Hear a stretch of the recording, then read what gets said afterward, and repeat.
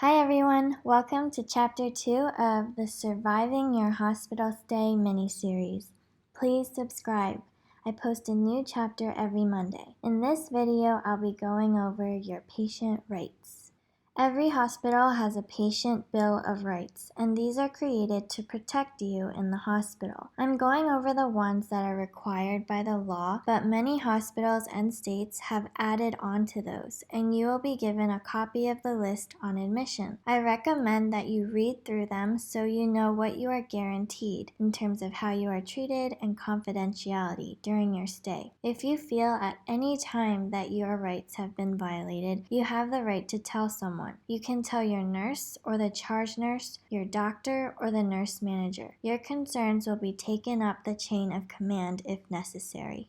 All patients have the right to be treated with respect, whether they are VIP or homeless, educated or not, no matter their race, ethnicity, language, gender identity, disability, or religion. All patients can expect to be respected and not be discriminated or neglected by anyone working for the hospital. So someone who doesn't speak English will be provided a translator. A blind person will be given special call bells and remotes. A Catholic person can ask for a crucifix and rosary. A Jewish person can ask for a portable refrigerator. A vegetarian can ask for vegetarian meals. Every question will be answered, and anyone can ask for a cab voucher if they don't have a ride.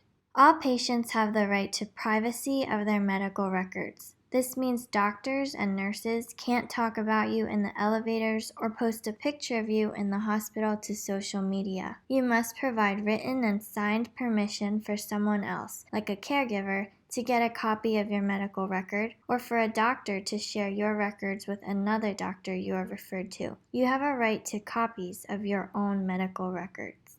All patients have the right to informed consent. This means saying yes to any procedure only after knowing everything there is to know about the procedure. Say a doctor thinks that you need an MRI of your brain. The doctor is expected to tell you why the MRI is necessary, what the MRI will show them, and the risks of getting an MRI. Then you or your guardian are required to sign a form that gives consent to go through with the MRI or any procedure. Sometimes consent is given in a patient room the day before a procedure. Sometimes consent is given in the procedure room. Without signing the consent form, the procedure cannot be completed. Don't sign this form until all of your questions are answered. If you're suddenly going down for a CAT scan and you don't know why, you have the right for a doctor to come see you and explain why it was ordered before you get the CAT scan. You have the right to accept or refuse treatment. If you are of sound mind and able to make decisions for yourself, you can say no to anything the doctor orders. It is your right to refuse any treatment after you are informed of the risks. No one can force you to drink contrast. No one can force you to go to physical therapy. No one can force you to walk. No one can force you to take medication. In my experience, though, I never asked someone to do something that was not in their best interest. Refusal of treatment most commonly involves end-of-life care. If you are going to the hospital, you might want to consider getting an advance directive, which can state who is in charge of making medical decisions for you if you are not able, and whether you want extreme measures like CPR and breathing tubes or not.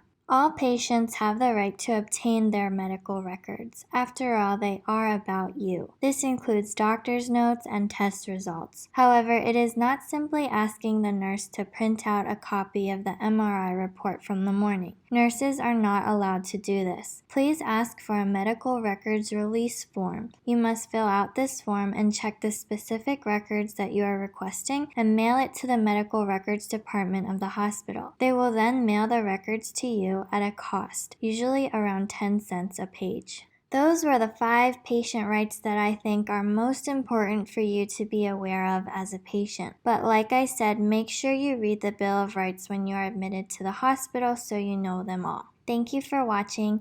Please subscribe for more Surviving Your Hospital Stay videos every Monday.